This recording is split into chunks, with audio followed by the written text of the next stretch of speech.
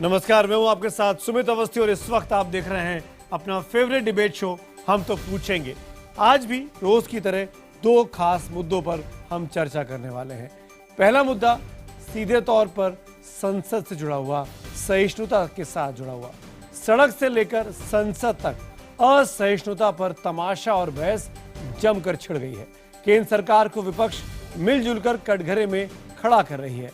संसद में सरकार पर जमकर वार किए जा रहे हैं तो सड़कों पर आज कांग्रेस के कार्यकर्ताओं ने जोर आजमाइश की। देश में असहिष्णुता की बहस मानो खत्म होने का नाम ही नहीं ले रही। पीएम बोल चुके हैं, सरकार कई बार सफाई दे चुकी है, लेकिन विपक्ष सुनने के लिए तैयार नहीं दिखता। क्या असहिष्णुता का सवाल सचमुच सुरसा की तरह मुंह बाए खड़ा है या फिर ये महज सरकार को घेरने की एक कोशिश भर है? करेंगे इस पर अगले आधे घंटे में बड़ी चर्चा। डिबेट नंबर 1 कि कैसे सड़क से संसद तक सहिष्णुता पर संग्राम मचा है। हम तो पूछेंगे में अगले आधे घंटे डिबेट नंबर 1, सड़क से संसद तक असहिष्णुता का तमाशा। मोहम्मद सलीम जी ने जो कुछ भी कहा है उससे मैं आहत हूं और मैं यह भी बतलाना चाहता हूं कि मेरे संसदीय जीवन में आज जितना मैं आहत हुआ हूं, अध्यक्ष महोदय, जीवन में मैं कभी आहत नहीं हुआ।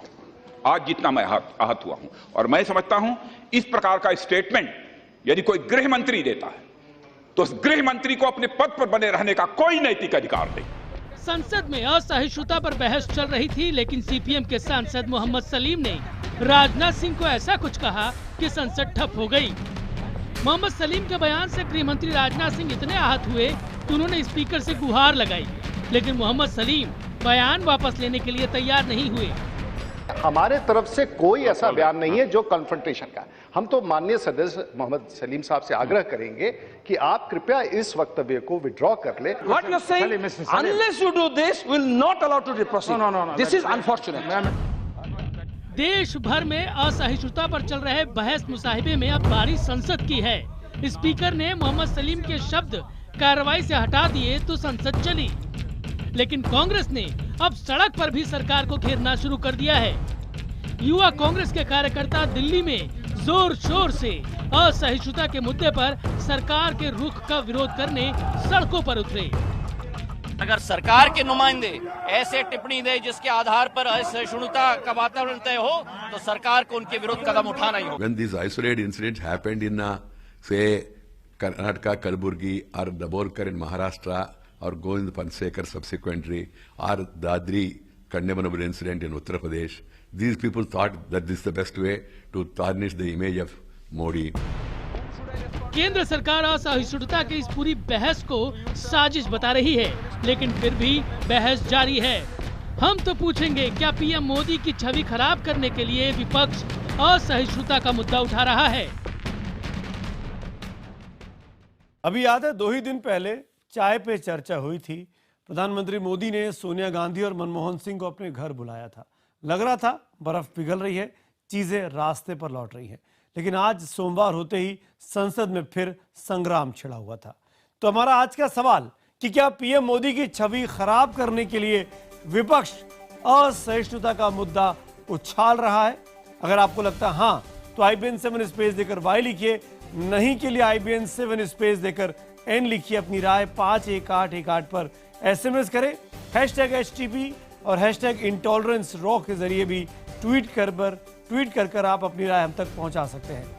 IBN खबर के फेसबुक पेज के जरिए भी आप हमसे जुड़ सकते हैं। कुछ राय, कुछ सुझावों को इस चर्चा के दौरान स्क्रीन पर जरूर दिखाने की कोशिश करेंगे। मेहमानों का परिचय कराता हूं। मेरे साथ इस वक्त कांग्रेस पार्टी के प्रवक्ता संजय झा हैं, हमारे साथ भारतीय जनता पार्टी की तरफ से प्रवक्ता डॉक्टर संबित पात्रा हैं और प्रोफेसर अवनीजेश अवस्थी जी हैं जो कि RSS के जानकार हैं। 45 सेकंड का ओपनिंग रिमार्क्स और फिर चर्चा की शुरुआत करेंगे। कुछ और मेहमान आगे जुड़ेंगे, जैसे जुड़ते हैं उनका परिचय मैं आपसे कराऊंगा। संजय जी, क्यों असहिष्णुता के मामले को इतना आगे लेके जाया जा रहा है कि बात खत्म होने का नाम ही नहीं ले रही? सुमित जी, ये बहुत ही गंभीर विषय है। इस पर भारत के राष्ट्रपति प्रणब मुखर्जी ने टिप्पणी 1 बार नहीं 6 बार से ज़्यादा की है। तो क्या राष्ट्रपति गलत हैं? क्या governor of Reserve Bank of India Raghuram Rajan गलत हैं? क्या नारायण मूर्ति भी गलत हैं? क्या जुबिन मेहता गलत हैं? क्या हमारे वैज्ञानिक लोग गलत हैं? क्या शाहरुख खान, आमिर खान सब लोग गलत हैं? ये क्यों इस बात की चर्चा हो रही है? क्योंकि जिस पार्टी में साक्षी महाराज हो, गिरिराज सिंह हो, महेश शर्मा हो, अमित शाह हो और इनके बयान बिल्कुल विभाजक हैं और जानबूझ के ये हमारे समाज को तोड़ने की कोशिश कर रहे हैं। इसीलिए आज ये तनाव बढ़ता जा रहा है और मोदी जी चुप्पी रखे हैं और मोदी जी की जिम्मेदारी है कि वो इसके बारे में। 45 सेकंड लौटता हूं मैं संजय जी आपके पास। मेरे साथ जेडीयू के प्रवक्ता डॉक्टर अजय आलोक भी इस वक्त पटना से जुड़ गए हैं। अजय आलोक जी, क्या ये बात कहना ठीक है कि जानबूझकर इस मामले को, असहिष्णुता के मामले को संसद से लेकर सड़क तक जिंदा रखा जा रहा है? देखिए सुमित जी, ये मामले को जिंदा रखने की बात नहीं है। आज एक बहस छिड़ रही थी संसद में कि भाई हम महंगाई पे क्यों नहीं बहस कर सकते हैं, असहिष्णुता पे क्यों बहस कर रहे हैं। लेकिन आप ये बताइए कि जब हम महंगाई की बात करते हैं तो बीजेपी के लोग कहते हैं कि 1-2 सब्जियों की महंगाई छोड़ के बाकी सब महंगाई नीचे आ गई है, पेट्रोल के दाम कम हो गए। ये तो कोई चीज पे बात सुनने को तैयार नहीं है। असहिष्णुता किसको कहते हैं? उसी चीज को कहते हैं कि जब आप दूसरे की बात सुनने को तैयार नहीं हो और अपना पक्ष रखने को आप हर तरह के तर्क लगाएं। आज देश का ऊपर से नीचे तक सारा मानव भाव एक लाइन से जब कह रहा है कि देश में इंटॉलरेंस हो रही है, आप मानने को नहीं तैयार हैं, तो सबसे बड़ा इंटॉलरेंस तो यही है।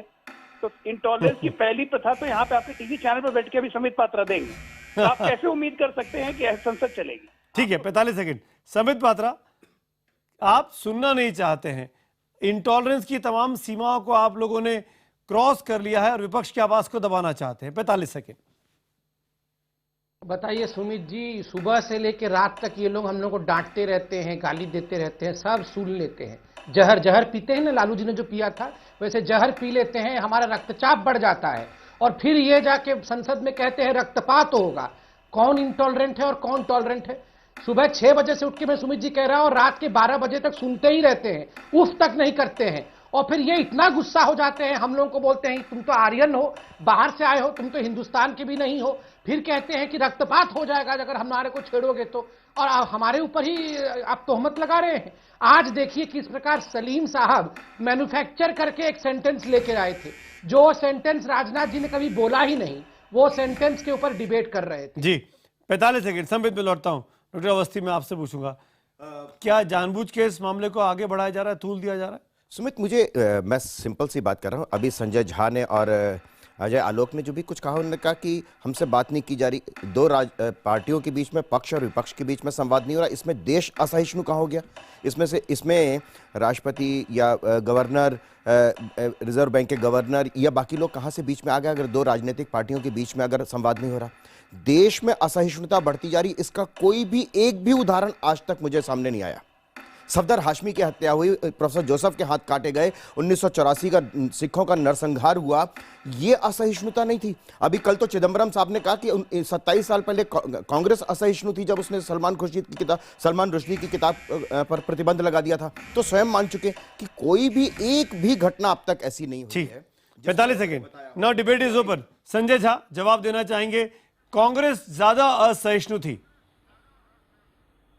well, देखिए, ये तो बिल्कुल हास्य योग्य टिप्पणी किसी ने की थी, जो मेरे पहले जिन्होंने भी बोला है, उनको लगता है कोई भी हादसा नहीं हुआ है। दादरी में जो हादसा हुआ, उसके बाद महेश शर्मा की अपने वाक्य सुने हैं, संगीत सोम का वाक्य सुना है।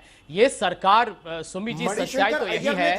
आज मेरे सामने बीच में मत टोकिए, नहीं, बीच में मत टोकिए, जरा हमको खत्म करने दीजिए। ने पाकिस्तान में जाकर के कहा कि यहाँ के प्रधानमंत्री को हटाने में मेरी मदद कीजिए।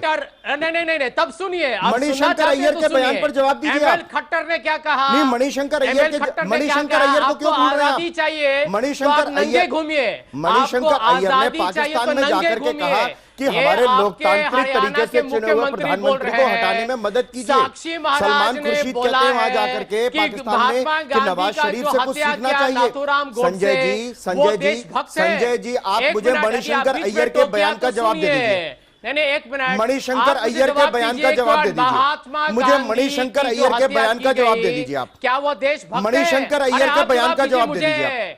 मणिशंकर अय्यर के बयान का जवाब दीजिए। साक्षी महाराज, मुझे मणिशंकर अय्यर के जवाब दीजिए ना। मणिशंकर अय्यर के बयान का जवाब दे दीजिए। महाराज का जवाब दीजिए। मुझे मणिशंकर अय्यर के बयान का जवाब दे दीजिए। आप दोनों ही एक दूसरे के सवालों का जवाब नहीं देंगे। मणिशंकर अय्यर ने पाकिस्तान जाकर के वहां के लोगों से मदद मांगी। अवनीश जी एक मिनट, संजय झा ठीक है, भागवत का जवाब दीजिए। मैं बीजेपी के जवाब, संघ के जवाब इन लोगों से ले लूंगा, लेकिन आप कांग्रेस के जवाब तो दीजिए कि जो बयान कांग्रेस की तरफ से आए, चाहे चिदम्बरम साहब का हो सर सलमान रश्दी की किताब को लेकर या मणिशंकर अय्यर का हो पाकिस्तान को लेकर, क्या कांग्रेस औपचारिक तौर पर इन दोनों बयानों को इंडोर्स करती है? एक मिनट सुमी जी, जरा इनको आपने इजाजत दिया मुझे टोकने के लिए, लेकिन मेरी बात तो शायद आपके दर्शकों ने सुना ही नहीं। मैं तो यही प्रश्न पूछ रहा था कि साक्षी महाराज ने कहा जो महात्मा गांधी का जिन्होंने हत्या किया नाथूराम गोडसे, वो देशभक्त है। यही पार्टी है जिसके पीछे नरेंद्र मोदी एक कठपुतली के जैसा घूम रहे हैं। खैर, मैं आपके प्रश्न का जवाब देना चाहूंगा, क्योंकि हम लोग कठपुतली नहीं है नागपुर के। सच्चाई तो यही है कि कल चिदम्बरम जी ने जो कहा था, उन्होंने क्या कहा? उन्होंने कहा कि द सैटेनिक वर्सेस के बारे में जो पाबंदी लगाई, उसमें सच्चाई क्या है? उस समय की हालात देखिए आप। उस समय पंजाब के उग्रवादी, पंजाब के आतंकवादी हम पर हमला कर रहे थे। हम नहीं चाहते थे कि पाकिस्तान को एक और मौका मिले कि यहां पर कोई धार्मिक तरीके से कोई ध्रुवीकरण करके यहां भी कोई दूसरा कोई कांड न शुरू कर दे। वो निर्णय बिल्कुल सही था और हमने खुलेआम कहा है कि हम चिदम्बरम जी के वाक्य मणिशंकर अय्यर नहीं है। मणिशंकर अय्यर ने जो पाकिस्तानी चैनल को इंटरव्यू दिया, उसको भी आप इंडोर्स करते हैं? हमको लगता है कि कम से कम आपके भाजपा और जो आरएसएस के जो भी यहाँ प्रवक्ता हैं, कुछ उनको तो पढ़ने लिखने का जरूर उनके पास उतना ज्ञान है, तो वो पढ़ लें। मणिशंकर जी ने पूरे तरीके से इंडियन एक्सप्रेस में कहा है कि मैंने वही कहा और उसका जवाब उन्होंने दिया है। और उन्होंने एमजे अकबर को खुलेआम एक चुनौती दी है कि आप पहले ये बात तो मानिए कि जब से नरेंद्र मोदी आए हैं प्रधानमंत्री बनके, पाकिस्तान का कोई नीति ही नहीं है। आज वहां पर क्या, आज पेरिस में नरेंद्र मोदी हाथ मिला रहे हैं नवाज शरीफ के साथ। नरेंद्र मोदी को हटाना है, कांग्रेस को लाना है, पाकिस्तान जाके ये कहना, ये आप इंडोर्स कर रहे हैं? आखिरी बार पूछ रहा हूं मैं आपसे, हाँ या ना? संजय जी, मैं आगे बढ़ता हूं। मैं यही कह रहा हूं कि मणिशंकर जी ने खुलेआम बीजेपी को अपने तरीके से उन्होंने कहा है कि इसी कारण मैंने कहा जो कहा। नहीं, आप यानी कांग्रेस इंडोर्स कर रही है, यानी कांग्रेस इंडोर्स कर रही है, कांग्रेस पार्टी, यानी कांग्रेस इंडोर्स कर रही है मणिशंकर अय्यर के बयान को। सुमी जी, कांग्रेस पार्टी के औपचारिक और सार्वजनिक इस परिविषय पर हमने बहुत पहले ही टिप्पणी कर दिया है। ये इनका सोच है। आज फिर दोहरा दीजिए ना, आज फिर दोहरा दीजिए। जवाब दे दिया हूं, नहीं दिया मैंने जवाब दे दिया है। तो आपने जवाब ये दिया है, मुझे ये समझ में आया कि आप इंडोर्स कर रहे हैं। इससे ज्यादा सुमित आप इंडोर्स कर रहे हैं। मैंने अभी तक आपने नहीं सुना। मैंने कहा मैं सार्वजनिक तरीके से कह रहा हूं कि मणिशंकर जी ने जो टिप्पणी की उसके साथ कांग्रेस सहमत नहीं है। अब फिर दोहरा दूं।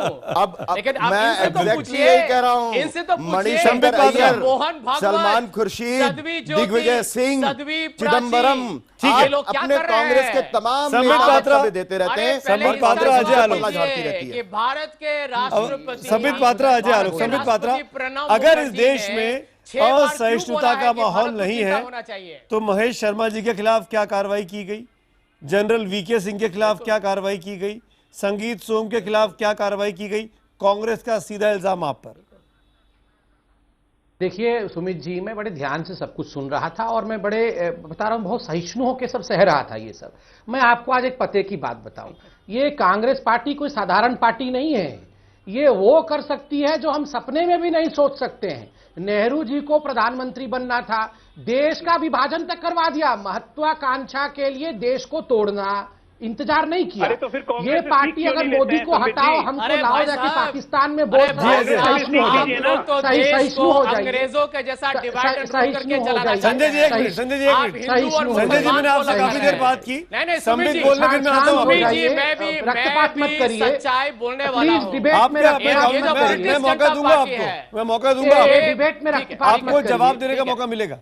संबित पात्रा, हाँ, और फिर अजय आलोक। डिबेट में रक्तपात करना ठीक नहीं है। अब देखिए मैं इतने ये असहिष्णुता के इतने देखिए असहिष्णुता के इतने डिबेट में मैं आ चुका हूं कि आप वाकई सुमित जी मानिए कि मैं परेशान हो गया हूं। और मैं आज खुल के बोल रहा हूं, ये कांग्रेस पार्टी वो कर सकती है हिंदुस्तान का जो कोई सोच भी नहीं सकता है। की शिकायत है कि आप अपने नेताओं पे कार्रवाई नहीं करते और देश के कार्रवाई कर दीजिए, फिर आप परेशान होना बंद हो जाएंगे। बोटी बोटी करना है, ये सब कुछ ये कर सकते हैं। सुमित जी मुझे मौका दीजिएगा, बिल्कुल मुझे मौका दीजिएगा। संबित, आप संगीत सोम पर महेश शर्मा पर कार्रवाई कर दीजिए, मैं बीच में नहीं बोलता फिर बीच में कोई नहीं बोलेगा। क्यों हो जाते हैं भाई? संबित, आप कार्रवाई करिए अपने नेताओं पर जिन्होंने लगातार बयानबाजी की है। आप कार्रवाई नहीं करते, इसीलिए आपको हर बार डिबेट में आना पड़ता है। सुमित जी मैं बताता हूं, हमारे कुछ नेताओं ने एक बयान दिया होगा, कुछ बयान खराब भी हो सकते हैं, मगर एक आध बयान के लिए आप पूरे हिंदुस्तान को असहिष्णु करके आप पार्लियामेंट को बंद कर देते हैं, आप देश को चलने नहीं देते हैं, आप धरना प्रदर्शन करते हैं, पूरे विश्व में एक संदेश भेजते हैं कि हिंदुस्तान अब रहने लायक नहीं है, देश छोड़ देना चाहिए। आप बताइए, एक आईएस के आतंकवाद से इस्लाम बदनाम होता है? नहीं। एक दादरी से आपने पूरे हिंदुत्व को, हिंदुस्तान को, सभी हिंदू लोगों को ऐसे जवाब दीजिए जैसे न जाने हमने कोई सही। मैं बस एक बात कहना चाहता हूं कि कांग्रेस को इतनी महान पार्टी मानते हैं तो कांग्रेस से क्यों नहीं सीखते हैं? अगर मान लीजिए चिदम्बरम साहब ने कहा कि 1988 में सलमान रुश्दी को बैन करना असहिष्णुता थी, अगर इसको सही मानते हैं तो कांग्रेस से सीखें कि भाई गलती मानना भी कांग्रेस को आता है। 1984 के लिए भी कांग्रेस अपनी गलती मानती है। क्या इन्होंने आज तक कभी 2002 के लिए अपनी गलती मानी? क्या इन्होंने आज तक महंत योगी आदित्यनाथ को कुछ किया? क्या वीके सिंह को कुछ किया? असहिष्णुता इन पे क्यों इल्जाम लगता है? क्योंकि ये असहिष्णु तो है ही, उस असहिष्णुता को प्रमोट भी करते हैं, उसको एडिंग करते हैं, उसको अबेटिंग करते हैं। अगर ये एक रिस्पॉन्सिबल पॉलिटिकल पार्टी है जो आज सत्ता में है, तो ये अपनी गलती माने कि हाँ ये गलती हुई, आगे से नहीं आएगी। हम सत्ता में, हमारी रिस्पॉन्सिबिलिटी है। जवाब देंगे संबित पात्रा? संजय झा भी सहमति में सरदार की तरह लंबे हो गए, आम की तरह झुके नहीं है। संजय झा सहमति में सलाह। संबित पात्रा आप जवाब दीजिए, फिर संजय झा मैं आपके पास आता हूँ। और तो सहमति में सर झुकाए हिलाएंगे ही, वो तो साथ में। नहीं तो आपने कार्रवाई नहीं की ना, ये तो शिकायत है विपक्ष की। अरे प्रश्न का जवाब आप बताइए, पानी अरे आप संजय झा जी आपको झेल रहे हैं, इससे बड़ा सहिष्णु क्या हो सकता है बताइए? आपको झेलना पड़ रहा है डिबेट में, उससे बड़ा सहिष्णुता का एग्जाम्पल क्या हो सकता है? आप शांत होकर बैठ जाइए, आपको बहुत झेलना पड़ रहा है भैया, इतना बड़ा। मैं बहुत सहिष्णु हूँ, आप जैसे व्यक्ति को झेल रहा हूँ, इसलिए आप शांति से बैठिए। आप अगर व्यक्तिगत होंगे तो मैं भी व्यक्तिगत हो सकता हूँ। शांति से बैठिए और जवाब दीजिए। जवाब दीजिए, जवाब दीजिए, सीधे जवाब दीजिए। संजय जी एक मिनट, संबित जी जवाब दीजिए, संबित जी जवाब दीजिए। मैं जवाब दे तो रहा था, ये बीच में क्यों चिल्ला रहे हैं? अच्छा चलिए आप देखिए, मैंने आपको बड़े स्पष्टता से और विनम्रता से कहा है कि देखिए बयान होते हैं हर पार्टी में, किस पार्टी में बयानबाजी नहीं हुई है? अभी अगर राजीव गांधी के पेड़ वाले बयान से मैं आरंभ कर दूं और कांग्रेस के बयानबाजियों पे आ जाऊं, चाहे दिग्विजय सिंह का, चाहे मणिशंकर अय्यर का, कि मोदी को हटाना है, तो ये फहरिस्त समाप्त होने वाला नहीं है। देखिए, अगर हमारे कुछ बयान हुए हैं उन पे प्रधानमंत्री जी ने खुद बोला है, कृपया करके देश को और प्रधानमंत्री को, इस सरकार को इन चीजों पे बदनाम करने की कोशिश मत करिए, इससे देश का साख कम होता है। आप इसलिए कर रहे हैं क्योंकि आप राजनीतिक रूप से आपके पास कोई हथियार नहीं है। आप जानते हैं इस गवर्नमेंट में कोई स्कैम नहीं हो रहा है, कोई करप्शन नहीं हो रहा है, काम सही हो रहा है। संजय झा देखिए, अंतर्राष्ट्रीय स्तर पर जिस तरीके से प्रधानमंत्री के दौरे हो रहे हैं, अंतर्राष्ट्रीय स्तर पर जिस तरीके से भारत एक ताकतवर देश के तौर पर उभर रहा है, क्या लगता नहीं कि जानबूझ के बड़े वेल थॉट ऑफ स्ट्रेटेजी है बीजेपी को, मोदी जी को और बदनाम करने की देश को? संजय झा एक बात बता दें सुमित जी, भारत का आज जो इज्जत है, भारत ये जी ताकतवर देश है, भारत ये जो प्रगति किया है, ये क्या एक साल के अंदर किया है? ये 60 साल के अंदर, और उसमें आप सब लोग जानते हैं, सब दर्शक जानते हैं। और ये बिहार का चुनाव का नतीजा वही बात का सबूत है कि दर्शक जानते हैं कि किसने योगदान किया हुआ है। क्या मोदी जी समझते हैं कि ये भारत, ये महान देश 18 महीने में बना हुआ है? ये एयरपोर्ट, ये फ्लाईओवर, ये मॉल्स, ये मल्टीप्लेक्सेस, ये पोर्ट्स, ये रोड्स, ये हाईवेज 18 महीने में बने हुए हैं? ये बिल्कुल बकवास बात। भारत के दर्शक इसे बेवकूफ नहीं बनेंगे। लेकिन मैं इनको जवाब देना चाहूंगा, क्योंकि ये यही कर रहे हैं। आज तनाव इसलिए है क्योंकि भारत के देश में एक ऐसा पार्टी सत्ता में है जो कभी नहीं था, जो भारत के लोग को अंग्रेजों की पॉलिसी, अंग्रेजों की नीति, डिवाइड एंड रूल, ठीक है, आप मेरे एक सवाल का जवाब दीजिए। अगर कांग्रेस की पार्टी है, अगर कांग्रेस सहिष्णु पार्टी है संजय जी, तो मुझे बताइए, मकबूल फिदा हुसैन इतने मशहूर पेंटर जिनको तमाम कोर्ट में मुकदमे कर दिए गए, जिनको हिंदुस्तान छोड़ के जाना पड़ा, उनको वापस लाने की क्यों नहीं कोशिश की गई? उनको भरोसा देने की यूपीए सरकार ने क्यों नहीं कोशिश की कि आप लौटिए, हम आपको सुरक्षित रखेंगे?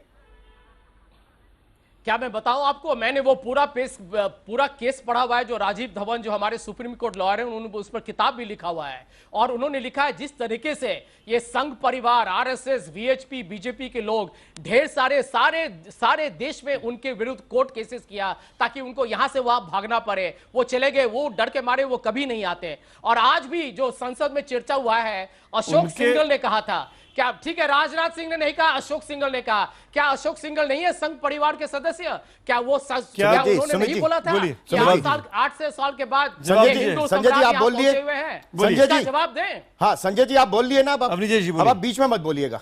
बोलिए। आप कह रहे हैं कि उस समय नहीं बोलेंगे, बोलिए। हाँ, आपने कहा कि उस समय संघ परिवार, बजरंग दल, विश्व हिंदू परिषद और पता नहीं किसका आपने नाम लिया कि उन लोगों ने मकबूल फिदा हुसैन को बाहर जाने के लिए, आपकी सरकार उस समय क्या कर रही थी?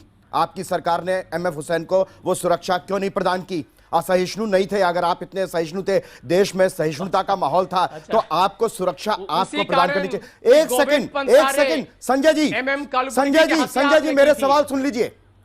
संजय जी मेरे सवाल सुन लीजिए। आज आपने कहा कि मणिशंकर अय्यर के बयान से कांग्रेस नहीं करती, शकील अहमद के बयान से करती जिसने छोटा राजन के बारे में कहा, दिग्विजय सिंह के बयान से करती जिसने कहा 26/11 के पीछे पाकिस्तान का हाथ नहीं संघ परिवार का हाथ है, जिसने बाटला हाउस के एनकाउंटर पे कहा कि आतंकवादी। आप किस किस से पल्ला झाड़ेंगे? आप किस किस से पल्ला झाड़ेंगे? मुझे ये बताइए आप संजय। आपके कांग्रेस पार्टी का सबसे बड़ा ये है कि उनका नेता एक बयान देता है, संजय जी सुन लीजिए, उनका नेता बयान देता है, 2 दिन बाद कांग्रेस कहती है हमारा आधिकारिक बयान नहीं है। कांग्रेस का ऑफिशियल स्पोक्सपर्सन, प्रवक्ता, महासचिव जी जवाब लेते हैं आप ही के सवाल के। जी बोलिए संजय जी, बोलिए, जवाब दीजिए संजय साहब। हाँ, मैं इनको जवाब देना चाहूंगा। हर चीज का इनके पास वही बहाना। नरेंद्र मोदी ने बिहार के चुनाव में भी वही बहाना बोला। राष्ट्रपति के कहने के बाद वो कहते हैं देखिए केंद्र क्या कर सकता है, ये तो लॉ। अरे केंद्र की बात नहीं कर रहा हूं, मैं आपकी बात कर रहा हूं।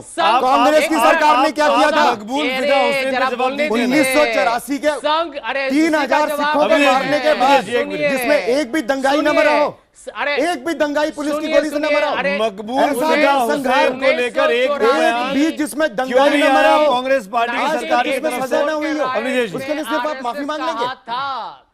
1984 के राइट्स में भी आरएसएस का हाथ था। आप नानाजी देशमुख ने क्या कहा आप जानना चाहते हैं? अरे मैं बता दूं, नानाजी देशमुख ने 1984 किया था और उसमें भी आरएसएस कोर्ट में जाना पड़ेगा। आपको गलत आरोप लगाने के लिए कोर्ट में जाना पड़ेगा। आपको मैं बता रहा हूँ, नानाजी देशमुख का, मैं आपको बता रहा हूँ, नानाजी मैं आपको बता रहा हूँ, मैं आपको बता रहा हूँ कि एक भी दंगाई नहीं मरा था। 3000 सिख, 2489 सिख मरे दिल्ली में और एक भी पुलिस की गोली से नहीं मारा गया। ऐसा नरसंहार, ऐसा नरसंहार आपको कोर्ट में जाना पड़ेगा संजय जी। आप गलत आरोप लगाएंगे। बताइए नानाजी देशमुख का वो बयान इनको पेश करना पड़ेगा, सुनिए, बिल्कुल पेश करना पड़ेगा। हाँ तो ठीक है। अरे वो तो गूगल में ये कई बार माफी मांग चुके हैं, कई बार गलत आरोप लगा करके माफी मांग चुके हैं। लेकिन आपको मैं जवाब देना चाहूंगा कि अंत में ये लॉ एंड ऑर्डर सिचुएशन वो अब नहीं चलेगा भाई साहब। अब ये लॉ एंड ऑर्डर अब आ गए ना, लॉ एंड ऑर्डर की सिचुएशन पर अब आ गए ना, आप लॉ एंड ऑर्डर की सिचुएशन पर खून करते हैं। अब संबित जी माफी के साथ मैं तीनों का शुक्रिया अदा करूंगा, लेकिन वाकई में ये बड़ा सवाल है कि कौन ज्यादा असहिष्णु पार्टी है, कांग्रेस या भारतीय जनता पार्टी। हमारा आज का सवाल था कि क्या पीएम मोदी की छवि खराब करने के लिए समूचा विपक्ष असहिष्णुता का मुद्दा जानबूझकर उछाल रहा है।